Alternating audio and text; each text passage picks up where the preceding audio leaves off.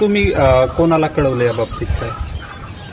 ती आम्ही मुलाला फोन करायला सांगितला होता, पण त्यांनी कोणाला केला माहित नाही. असं पट्टीवरती लोक असतात ना, वॉचमन, त्यांना केला होता.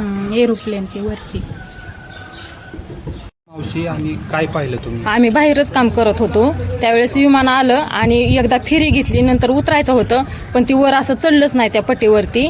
आणि ज्यावेळेस स्फोट झाला त्यावेळेस ती 2 बॉडी अशा साईडला पडल्या. तर त्या एक बॉडी अशी पूर्ण ही झाली होती आणि एका बॉडीचा तर चेहरा दिसत नव्हता, पूर्ण असं शरीर फुगलं होतं. तुम्ही हा अपघात पाहिला का डोळ्यांनी? हा, डोळ्यांनी पाहिलं. आम्ही घराच्या पाठीमागच काम चाललं होतं आमचं. नेमकं काय घडलं त्यावेळी? त्यावेळेस विमान गावाकडूनच येत होतं, असं खूप अंतराव खाली होतं, वरती नव्हतंच ती.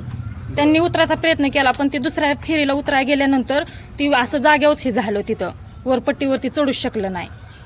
स्फोट खूप मोठा झाला का? खूप मोठा होता. आणि नंतर काय परिस्थिती झाली स्फोटानंतर? स्फोट झाल्यानंतर आम्ही इथून पळालो, पाणी घेतलं, पण ती आमची सुद्धा शक्यता नव्हती ती असं हे करायची, पाणी वाचण्याची. आम्ही खूप घाबरलेलो. त्यावेळेस दोन्ही साईडला 2 बॉड्या पडल्या होत्या आणि ती पूर्ण एक बॉडी ना, चेहरा तर काही दिसत नव्हता, पण पूर्ण पांढरा शपथ माणूस आणि असं पूर्ण फुगलेली बॉडी होती.